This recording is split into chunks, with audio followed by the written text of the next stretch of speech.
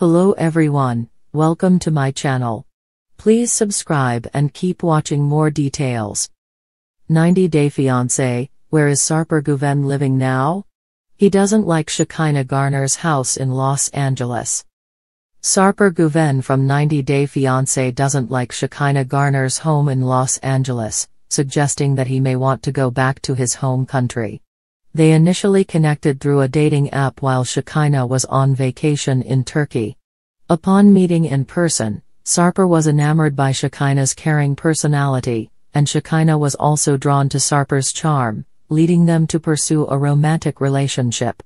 Their journey was first featured in 90 Day Fiancé, The Other Way Season 5 in 2023. Initially planning to build a future in Turkey, they decided to settle in the United States. Sarper and Shekinah encountered many challenges in their relationship. Sarper tried to control Shekinah's life by dictating what she could wear and eat, as well as pressuring her to improve her physical fitness and undergo certain cosmetic procedures, including wanting to reshape her nose. Meanwhile, Shekinah struggled to come to terms with Sarper's past, specifically his history of being involved with hundreds of women. Shekinah also exerted control over Sarper by outlining her 3 non-negotiable expectations: for him to quit smoking, publicly acknowledge their relationship on social media, and stop training female clients. Sarper moved to the United States in 90 Day Fiancé Season 11. He was excited to start a life with Shekinah and hoped to live the American dream. However, things didn't go as planned for Sarper. Before moving into Shekinah's home, he realized it wasn't the paradise he thought. He was displeased to see Shekinah had blocked the kitchen with her cosmetics and that the home wasn't as spacious as he had hoped. During an interview with the cameras, Sarper expressed his true feelings about Shekinah's home, comparing it to a prison, stating it was smaller than he expected. Shekinah and Sarper's journey in the latest season isn't going well. The last few episodes of 90 Day Fiancé Season 11 have shown them fighting and arguing over trivial matters, suggesting they may soon break up.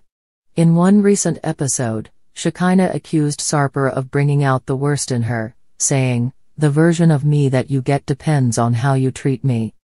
She blamed him for her bad mood. Sarper then mentioned the possibility of breaking up with Shekinah, stating, "If we break up, you will cry for years for me." Shekinah rolled her eyes and responded, "I'm not some helpless woman that can't survive without you."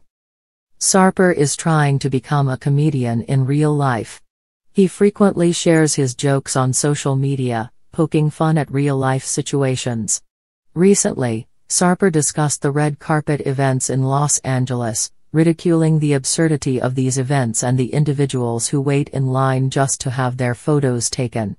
He mentioned attending one of these events out of curiosity but has since realized they are simply a waste of time. Sarper appeared disinterested in the whole red carpet routine, suggesting he may no longer enjoy living in Los Angeles. Sarper works at a dance studio in Los Angeles, California, where he often shares videos of himself working out with his clients. His class, called The Boot Laugh with Sarper, includes 1 hour of stand-up comedy, exercise, dance, and more. Sarper works every Sunday in North Hollywood. It appears the 90 Day Fiancé cast member has gained a good number of clients, as a recent video he posted showed up to 20 people dancing alongside. California sun was blazing as the Uber pulled into the winding hills of Los Angeles.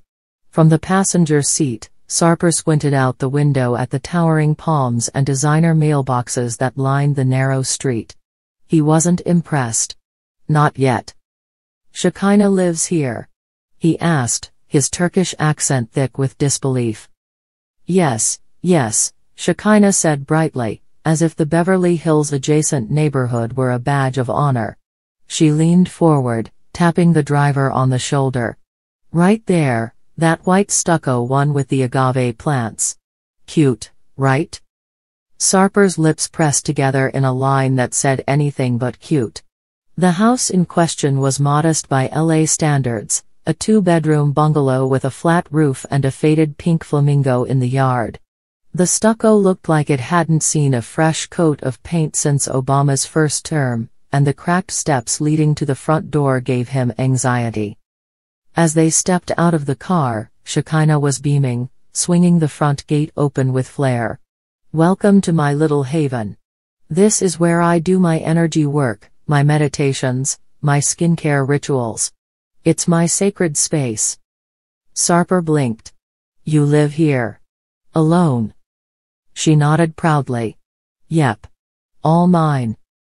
He scanned the yard with quiet judgment.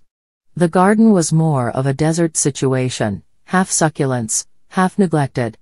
A sun-bleached wind chime clanged lazily in the breeze.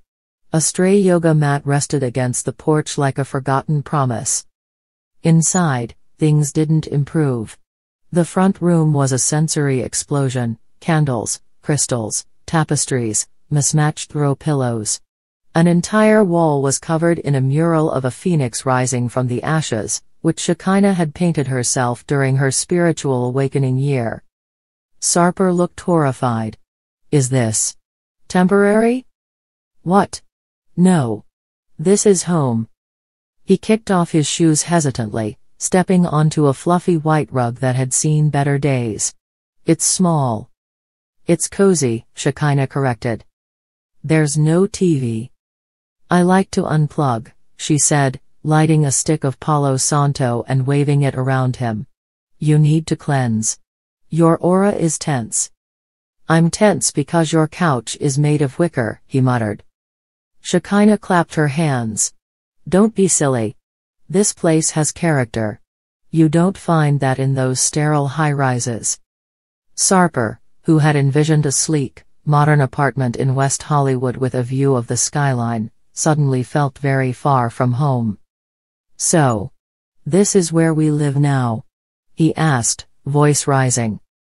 "Well, I hoped we'd be here at first, and then maybe we could look at places together down the line, but I thought you'd want to get grounded in my space first.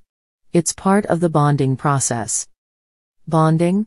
He glanced at the kitchen, where a neon pink blender sat next to a bowl of shriveled lemons. "There's no dishwasher." Shekinah raised an eyebrow. "There's love, Sarper. That's the only dish you need to wash." He gave her a blank stare. "That doesn't even make sense." In the bedroom, things got even more zen. A canopy bed draped in gauzy fabric took up most of the space, flanked by 2 Himalayan salt lamps. The dresser was covered in tinctures, oils, and a framed photo of her with a llama in Peru. "Why is there no closet?" he asked, opening a beaded curtain to reveal a chaotic mess of scarves, boots, and vintage denim. "It's open concept storage," she said, as if that made it chic.